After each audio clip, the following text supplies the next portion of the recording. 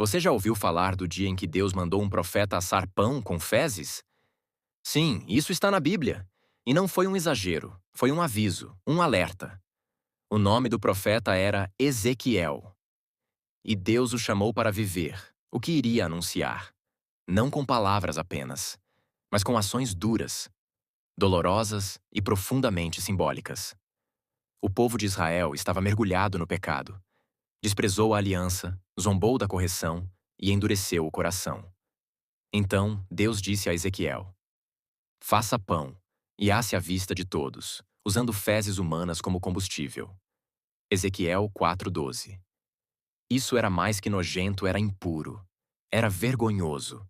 Mas era a realidade espiritual do povo. Eles estavam se alimentando de impureza, e nem percebiam.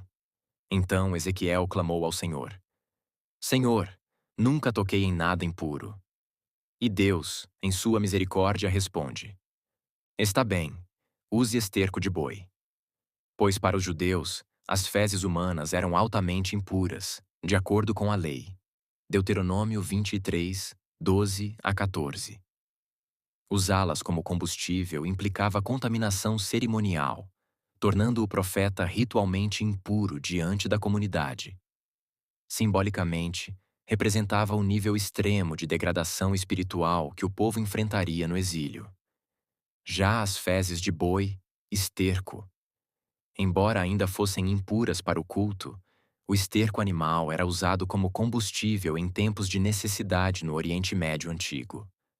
Deus permitiu essa substituição como misericórdia diante do apelo de Ezequiel por manter sua santidade pessoal.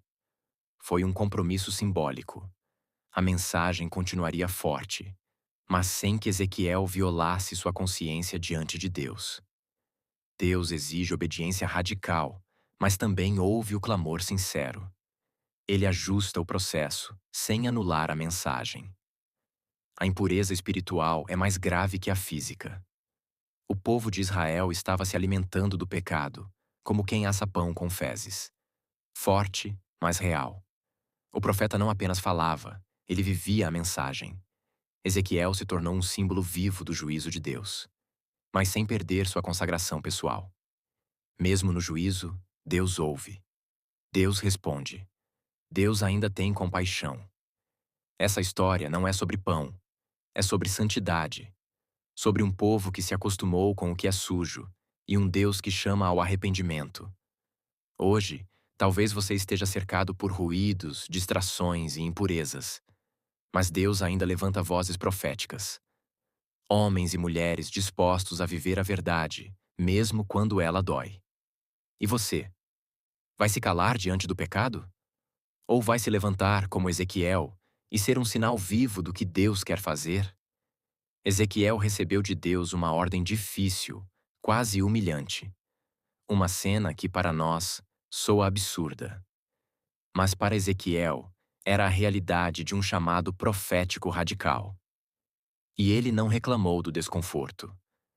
Não pediu para ser poupado do escândalo. Não desistiu da missão.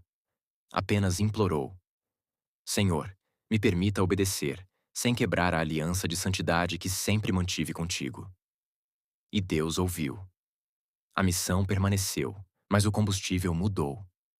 Hoje, nós temos Bíblias em casa, cultos online, louvores nos fones de ouvido, liberdade de pregar, de seguir, de adorar. E mesmo assim, quantas vezes deixamos de obedecer? Nos tempos de Ezequiel, obedecer custava a dignidade. Hoje, muitas vezes, custa apenas desligar a distração, negar a vontade da carne, ou escolher a santidade no secreto.